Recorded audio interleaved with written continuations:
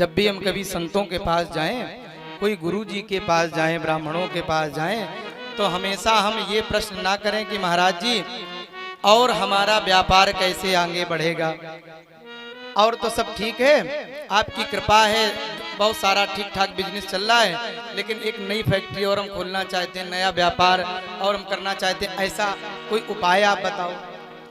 तो संतों के सामने ये प्रश्न कभी श्रेष्ठ नहीं माना जाता। कौन सा प्रश्न अच्छा माना जाता है? कभी गुरु के पास, संत के पास, ब्राह्मण के पास जाकर के, महाराज जी, गुरु जी, हमारी पहले पूजा में हम 11 माला करते थे, अब पता नहीं क्या हो गया है, 5 होने लगी।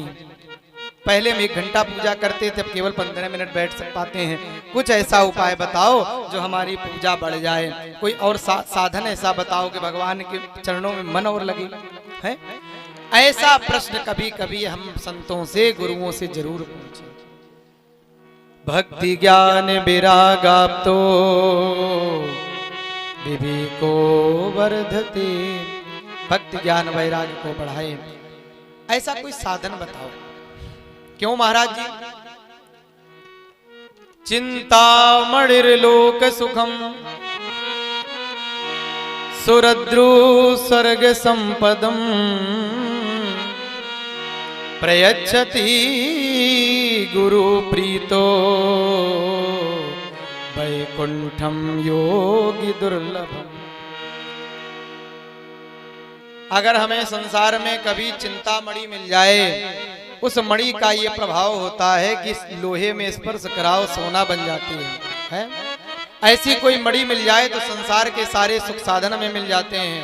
और कदाचित हमें कभी स्वर्ग का कल्प वृक्ष मिल जाए तो स्वर्ग की सारी संपत्ति भी हमें मिल सकती है ना।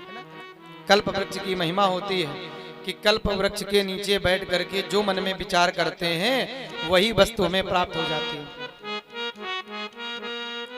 एक बार एक व्यक्ति बहुत थका हुआ गर्मी के समय जा रहा था, एक पेड़ के नीचे बैठ के थोड़ी छाया लेने लगा। उसे ये पता नहीं था कि हम जिस पेड़ के नीचे बैठे हैं ये कल्प वृक्ष है।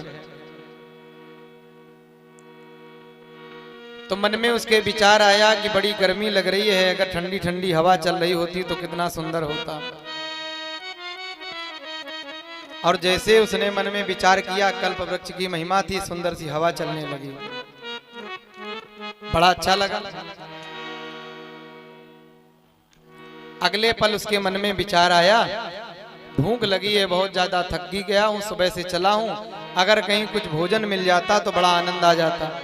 और उसने मन में विचार किया ही कल्प वृक्ष की महिमा थी, वैसे सुंदर एक थाली भोजन लगी हुई आ गई। बड़ा आश्चर्य में हो गया, ये कहां से आ गई, कहां प्रकट हो गई। उससे ये मालूम नहीं था कि ये जिस पेड़ के नीचे बैठे कल्प वृक्ष है, जो मन में विचार करो वही मिल जाता है। कोई बात नहीं, आ गई तो पा ही ले। उसने बढ़िया भोजन किया, जल पिया।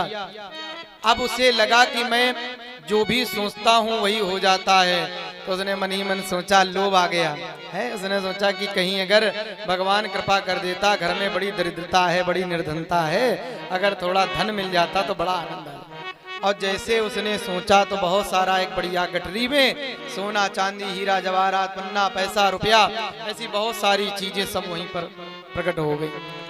अब उसने सोचा कि अरे ये तो बड़ी कमाल की जगह, हमें लगता है इस स्थान का कोई प्रभाव या और कोई देवता यहाँ है, कुछ ऐसा है, जो मैं सोच रहा हूँ वही हो रहा है।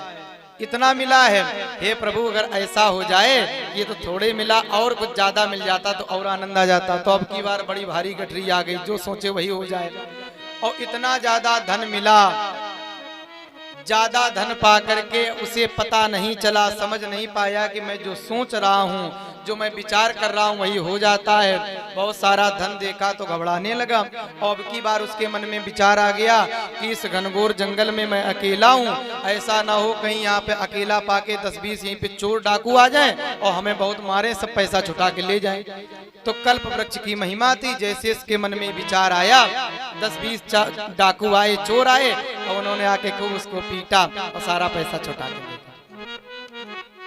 तो महाराज जी ने यहाँ पर बताया, सुरद्रु स्वर्ग संपदम, अगर हमें कल्प वृक्ष मिल जाए तो स्वर्ग की संपत्ति मिल सकती है, लेकिन ये सब कुछ पा करके भी महाराज, ये सब कुछ साथ होने पर भी हमें भगवान का दर्शन तो नहीं करा सकती, हमें भगवान का वो धाम तो नहीं दिखला सकती।